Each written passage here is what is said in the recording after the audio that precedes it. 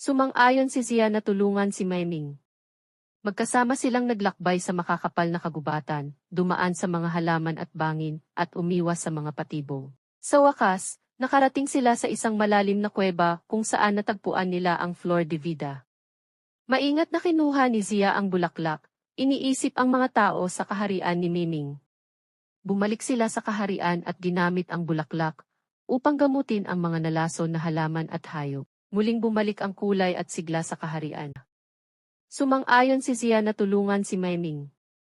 Magkasama silang naglakbay sa makakapal na kagubatan, dumaan sa mga halaman at bangin, at umiwas sa mga patibong. Sa wakas, nakarating sila sa isang malalim na kuweba kung saan natagpuan nila ang Flor de Vida.